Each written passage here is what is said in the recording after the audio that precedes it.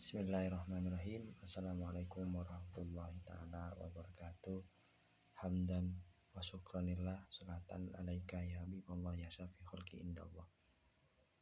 Baik, bertemu lagi dengan saya Muhammad Anang Diarto dengan NIM 220960 12005. Pada kesempatan kali ini saya akan menyampaikan sebuah paparan yang mendalam dan komprehensif mengenai analisis sanad bacaan Al-Quran yang merupakan salah satu aspek penting dalam ilmu qiraah dan hadis, khususnya dalam konteks menjaga kemurnian dan keaslian bacaan Al-Quran dari ke generasi lainnya. Sanad dalam bacaan Al-Quran merujuk pada rangkaian riwayatan yang menghubungkan seorang qori atau pembaca dengan Rasulullah SAW melalui para sahabat, tabi'in hingga ke generasi berikutnya.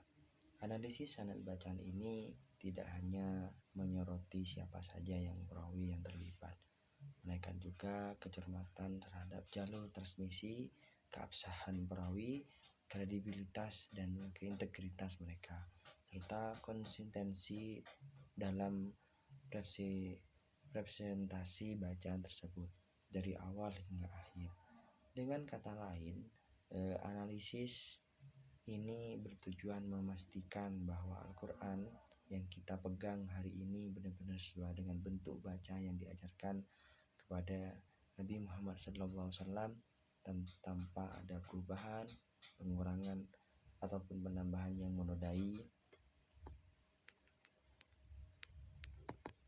menodai kesucian kitab suci. Dalam melakukan analisis sanad bacaan Quran, kita menjumpai berbagai elemen krusial yang harus diamati secara cermat dan teliti.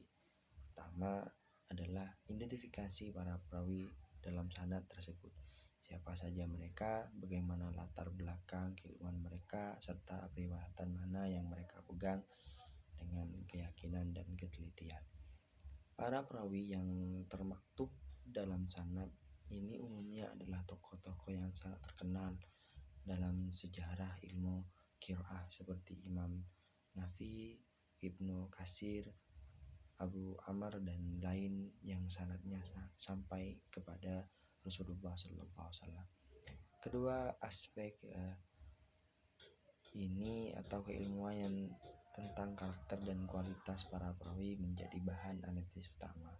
Hal ini meliputi ketulusan dalam penyampaian hadis dan qiraah, kemampuan menjaga hafalan, serta kejujuran akhlak yang menjamin keautentikan sanad tersebut. Oleh karena itu, sarjana ilmu hadis dan qiraah melakukan kajian mendalam tentang biografi para perawi guna menilai apakah sanad yang mereka sampaikan dapat dipercaya secara mutlak. Selanjutnya, dalam pengujian kaitan sanad, penelusuran yaitu apakah setiap perawi dalam rangkaian sanad bertemu dengan dan belajar langsung dari perawi sebelumnya sehingga tidak terjadi pemutusan atau terputusnya tali periwayatan. Proses ini disebut dengan istisal sanad yang menjadi kunci utama agar bacaan dilanjutkan dengan benar sesuai asalnya. Analisis sanad juga tidak terlepas dari perbandingan antara berbagai riwayat bacaan yang ada, sebab dalam ilmu qiraah diketahui terdapat 7 atau 10 bahkan 14 riwayat bacaan yang masing-masing memiliki sanad tersendiri.